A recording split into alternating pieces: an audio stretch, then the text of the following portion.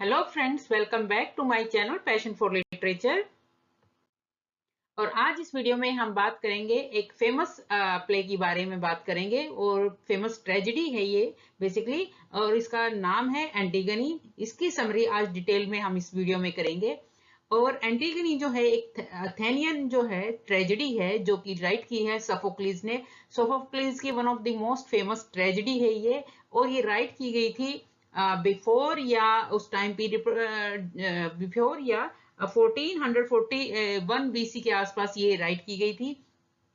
और सबसे पहले इसको परफॉर्म किया गया था डायनोसिस के जो परफॉर्म फेस्टिवल था उस पे परफॉर्म किया गया था। डायनोसिस बेसिकली एक ग्रीक गॉड है जिसके सामने जो फेस्टिवल होता है वहां पे परफॉर्मेंस की गई थी इस प्ले की, इस ट्रेजेडी की। और ये माना जाता है कि ये सोफोक्लिस का सेकंड सर्वाइवल जो है प्ले है, सबसे ओल्डेस्ट माना जाता है। और इससे पहले जो सेकंड नंबर पे ये ओल्डेस्ट माना जाता है, और इससे पहले जो माना जाता है वो अजेक्स है, और ये भी सेम पीरियड पे ही राइट किया गया था। इस प्ले को जो है ये एक टाइप से ट्रायड है, ट्रियाड है, यानी बेसिकली थ्री थीबियन प्लेस जो है, थ्री थीबियन ट्रेजेडीज जो हैं उनमें से ये थर्ड नंबर पे है। इससे पहले जो थ्री प्लेस हैं वो है ओडिपस रेक्स, जो ट्रेजेडीज हैं वो उसमें है ओडिपस रेक्स। उसके बाद है ओडिपस एट कोलोनस, और थर्ड नंबर पे जो है वो है एंटीगनी। हालांकि एंटीगनी जो है वो लास्ट में आता है, लेकिन सबसे पहले यही वर्क लिखा गया था, यही ट्रेजेडी लिखी गई थी। बाकी दो बाद में लिखे गए थे, लेकिन जो सीक्वेंस इसका चलता है इन ट्रेजेडीज का तीनों का, उसमें सबसे पहले आता है ओडिपस रेक्स। और ओडिपस रेक्स की समरी अगर आपको नहीं पता है तो उससे रिलेटेड डिटेल समरी जो है मैंने अपने चैनल पे डाल रखी है, आप वो देख लीजिए। तो उससे आपको आइडिया लग जाएगा कि कौन से टाइम पीरियड पे कौन कौन से इवेंट हुए हैं।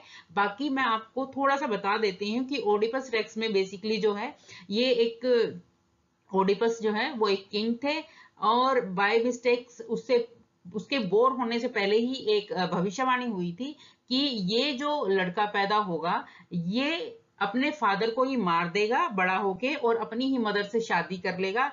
और फाइनली उसको टालने के लिए, उस भविष्यवाणी को डालने के लिए बहुत सारे इसके पेरेंट्स ने चीजें की, लेकिन फाइनली क्योंकि जो फोरकास्ट किया हुआ था फाइनली वो हैपन होता है। और इसी तरह से जो है फाइनली अननोइंगली ओडिपस फाइनली अपने फादर को ही मार देता है और अपनी मदर से शादी कर लेता है। लेकिन जब उसको पता चलता है तो वो अपनी आंखें जो है वो फोड़ लेता है, अपने आप को अंधा कर लेता है। तो ये बेसिकली स्टोरी थी ओडिपस रेक्स की। और उसके बाद सेकंड पार्ट आएगा इसका, ओडिपस एट कोलोनस। तो उसके बाद जो है वहां पे क्या स्टोरी होती है, ये थर्ड पार्ट है जिसकी समरी मैं करा रही हूँ। और ये थर्ड पार्ट है एंटीगनी, जो कि आज हम करेंगे। ये सोफोक्लिस ने सबसे पहले राइट की थी, लेकिन ये प्ले के थर्ड नंबर प्ले में आ रही है। और ये जो इसका नाम है, ये जो इसकी मेन प्रोटैगनिस्ट है, मेन हीरोइन है इस ट्रेजेडी की, वो एंटीगनी ही है। बेसिकली सोफोक्लिस के बारे में दो लाइनें देख लेते हैं। सोफोक्लिस जो है ये बोर्न हुए थे 1497 से लेके 1496 सेंचुरी के आसपास बोर्न हुए थे, और इनकी डेथ मानी जाती है विंटर 406 से लेके 405 बीसी के अंदर। ये बेसिकली एक एंशिएंट ग्रीक ट्रेजेडियन थे, और उन्होंने जो है प्लेस जो लिखे हैं वो 120 प्लेस इन्होंने राइट किए हैं, लेकिन 7 जो है उनके सर्वाइव माने जाते हैं। और इनमें इंपॉर्टेंट जो है इनके वर्क हैं वो है Ajax, Antigone, Women of Trachis, Oedipus Rex, Electra, Philoctetes and Oedipus at Colonus. ये इनके ट्रेजेडीज हैं, इनके प्ले हैं।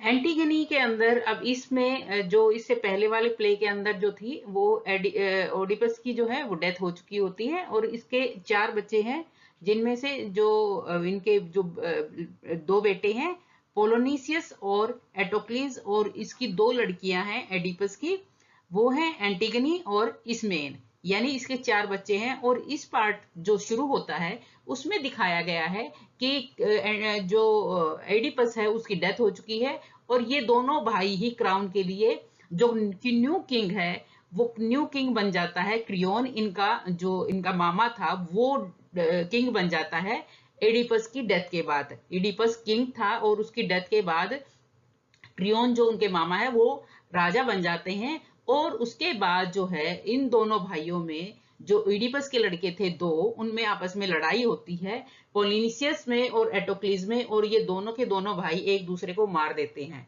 यहाँ दोनों भाइयों की यहाँ पे प्ले की स्टार्टिंग दिखाई गई, दोनों भाइयों की डेथ हो चुकी है और ये एक टाइप से जो है दोनों भाई जो है वो बैटल ग्राउंड में पड़े हुए हैं, मरे हुए। तो क्रियोन जो कि किंग है और इनके मामा भी थे, वो यहाँ पे थीबीज के नए रूलर हैं और ये डिक्लेयर कर देते हैं कि एटोक्लीज को जो है वो ऑनर किया जाएगा, यानी उनकी जो उसको दफनाने का काम है वो बहुत ही मान सम्मान के साथ दफनाया जाएगा, मतलब राजकीय जो एक ऑनर होता है वो दिया जाएगा उसको। लेकिन जो पोलोनिसियस है उसको जो है उसकी बॉडी को ऐसे ही छोड़ दिया जाएगा और जो एनिमल्स हैं और जो बर्ड्स हैं उसको ऐसे ही खा लेंगे। यानी उनको ये लगता था कि जो पोलोनिसियस है उसने जो है राजद्रोह किया है और उसको राज्य के खिलाफ उसने लड़ाई लड़ी है, तो इसलिए जो है उसको जो डेथ है उसके बाद बरी नहीं किया जाएगा और उसको ऐसे ही छोड़ देंगे चिल कौओं को खाने के लिए। लेकिन जैसे ही एंटीगनी को जो है इस बात का पता चलता है कि उसके एक भाई को तो राजकीय सम्मान के साथ दफनाया जाएगा और दूसरे भाई को ऐसे ही छोड़ दिया जाएगा बैटल ग्राउंड के अंदर, तो एंटीगनी जो है वो अपनी बहन को बुलाती है महल से बाहर और डिस्कस करती है कि हमें अपने दूसरे भाई को भी राजकीय सम्मान के साथ दफनाना चाहिए। लेकिन क्योंकि क्रियोन जो है उनके मामा जो थे वो किंग बन चुके थे, तो वो बहुत ज्यादा डरती है क्योंकि उसके मामा ने आदेश दे रखा था कि उसको जो है राजकीय सम्मान उसके भाई को नहीं देना है एक को, तो इसलिए अगर कोई भी ऐसा करेगा तो उसको पनिशमेंट दी जाएगी। तो इसलिए इसमें जो है वो अपनी सिस्टर एंटीगनी को मना कर देती है कि नहीं रहने दो, क्योंकि ये राजा के खिलाफ हो जाएगा और राजा हमें भी मार देगा। लेकिन एंटीगनी जो है इस बात से खुश नहीं होती और वो अपने ही मन में डिसाइड कर लेती है कि नहीं, मैं अपने भाई को ऐसे ही ग्राउंड के अंदर चिल कौओं को खाने के लिए नहीं छोड़ सकती और मुझे उसका जो है राजकीय सम्मान के साथ उसको दफनाना है। तो ये यहाँ पे एंटीगनी जो है वो चाहती है कि पोलोनिसियस की बॉडी को जो है वो अच्छे से बरी किया जाए। यहाँ पे एंटीगनी खुद ही डिसाइड करती है कि वो ये काम खुद ही करेगी।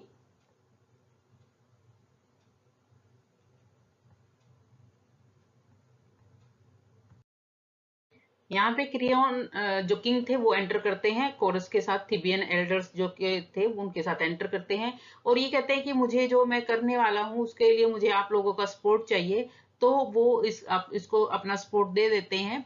उसके बाद जो है राजा एक सिपाही आता है और सिपाही आके क्रियोन को बताता है कि किसी ने जो है पोलोनिसियस को जो है दफना दिया है। उसके बाद क्रियोन बहुत ज्यादा गुस्सा होता है और मंत्री को उसको जो सिपाही है उसको ऑर्डर देता है कि जिसने भी ये किया है उसको पकड़ के लेके आओ, नहीं तो मैं तुम्हें ही मार दूंगा। तो संतरी जाता है और उसके साथ साथ अपने साथ वापस जो है एंटीगनी को लेके आता है। क्रियोन उससे क्वेश्चन करता है कि क्या तुमने अपने भाई को दफनाया है, तो एंटीगनी जो है वो कह देती है कि हाँ मैंने ही दफनाया है। वो मना कर देती है कि इस डर से कि कहीं मुझे मार ना दे, लेकिन वो ये कह देती है, वो डरती नहीं है बिल्कुल भी और राजा को बोल देती है कि हाँ मैंने ही अपने भाई को दफनाया है। और अगर मोरलिटी के हिसाब से देखा जाए तो ये बहुत ही ज्यादा इमोरल होगा कि कोई इंसान मर गया है तो उसको जो है ठीक से दफनाया भी ना जाए। तो अगर आप एक मोरली देखोगे तो ये बहुत जरूरी है कि जो भी इंसान मर गया है उसको दफनाया जाना चाहिए। क्रियोन इससे बहुत ज्यादा गुस्सा हो जाता है और ये सोचता है कि इसमेन एंटीगनी की जो बहन है उसने जो है अपनी बहन एंटीगनी की हेल्प की होगी, तो वो इसमेन को भी बुलाता है और इसमेन जो है वो कन्फेस करती है कि हाँ मैंने मेरी बहन की हेल्प की है, हालांकि उसने की नहीं थी। वो इसलिए कन्फेस करती है कि ये मुझे भी मेरी बहन के ही साथ मार देगा तो ज्यादा अच्छा रहेगा ताकि मैं भी खत्म हो जाऊं। तो लेकिन एंटीगनी मना कर देती है कि इसमेन ने मेरी कोई हेल्प नहीं की। तो क्रियोन ऑर्डर देता है सिपाहियों की कि इन दोनों को लेके जाओ और यहाँ पे लॉकअप में इनको बंद कर दो। उसके बाद क्रियोन का सन हेमन एंटर करता है और वो अपनी फियोन्स एंटीगनी जो है उसकी फियोन्स है हेमन की, तो वो एंटर करता है और वो ये अपने फादर से कहता है, प्रार्थना करता है कि आप एंटीगनी को छोड़ दीजिए और उसके बाद जो है वो पोलाइटली अपने फादर को बोलता है और उसके साथ साथ वो कहता है कि आप जो है उसको छोड़ दीजिए, वो जो उसने किया है वो कहीं ना कहीं ठीक है। और उसके बाद लेकिन बाद में इन दोनों की, फादर और बेटे की, हेमन की और क्रियोन की जो है आर्ग्यूमेंट इतनी ज्यादा बढ़ जाती है कि फाइनली जो है जो हेमन है वो अपने फादर को कह के चला जाता है कि आपके आज के बाद मैं जो है आपसे नहीं मिलूंगा और मैं कभी जो है वापस नहीं आऊंगा। उसके बाद क्रियोन डिसाइड करता है कि ठीक है, एंटीगनी ने अपने भाई को दफनाया है तो इस मैन को जो है वो छोड़ देते हैं, उसकी जो बहन थी उसको छोड़ देते हैं और एंटीगनी को जो है एक गुफा में बंद करने के लिए बोल देता है। उसके बाद जो है एंटीगनी को लेके आया जाता है उसके महल से और उसको जो है अब जो उसका जो भाग्य था उसको जो उसकी जो मृत्यु थी उसको फेस करने के लिए उसको कहा जाता है कि अब तुम तैयार रहो। ये सब देख के कोरस जो है वो बहुत ज्यादा सौरव प्रकट करते हैं, सौरव दिखाते हैं कि अब जो है एंटीगनी को मारा जाएगा। टायरेसियस जो कि एक ब्लाइंड प्रोफेट था, यानी भविष्यवाणी करने वाला था, जिसने की भविष्यवाणी की थी ओडिपस के बारे में भी कि ये अपने फादर को मार देगा और अपनी मदर से ही शादी कर लेगा। तो ये दोबारा आता है और ये वार्न करता है क्रियोन को कि जो गॉड हैं वो तुम्हारे खिलाफ हैं, यानी तुमसे बहुत ज्यादा नाराज हैं, क्योंकि एक तो तुमने एंटीगनी को गिरफ्तार कर लिया है और दूसरी बात जो है तुमने उसके भाई को, जो कि उसको बरी करना चाहिए था, यानी दफनाना चाहिए था जो राज के सम्मान के साथ, वो तुमने नहीं किया है। यानी पोलिनीसियस को भी तुमने ऐसा ही छोड़ दिया और उसके साथ साथ तुम एंटीगनी को भी गिरफ्तार कर रहे हो। तो इससे गॉड बहुत ज्यादा नाराज हैं और सारे के सारे गॉड्स जो है वो एंटीगनी की साइड है। ये कहता है कि तुम या तो उसको छोड़ दो, नहीं तो बहुत बड़ी मिस्टेक करोगे। क्रियोन इससे बहुत ज्यादा गुस्सा हो जाता है कि टायरेसिस की हिम्मत कैसे हुई किसी राजा को ऐसे बोलने के लिए, और वो कहता है कि तुम बहुत ज्यादा करप्ट हो। वो टायरेसिस को ही करप्ट बोल देता है। उसके बाद जो है कोरस भी जो होते हैं वो राजा से प्रार्थना करते हैं कि अगर ऐसा होगा तो बहुत बुरा होगा। टायरेसिस कहता है कि अगर तुमने मेरी बात नहीं मानी या तुमने पोलोनिस को जो है नहीं दफनाया और उसके साथ साथ अगर एंटीगनी को तुमने नहीं छोड़ा तो ग्रीक के लिए बहुत बुरा होगा और इस अर्थ जो गॉड्स हैं वो बहुत ज्यादा गुस्सा हो जाएंगे और उस यहाँ तक कि तुम्हारा जो बच्चा है वो भी तुमसे छीन जाएगा अगर तुमने ऐसा किया था, और उसके बाद चाहे तुम कुछ भी कर लोगे देवताओं को खुश नहीं कर पाओगे।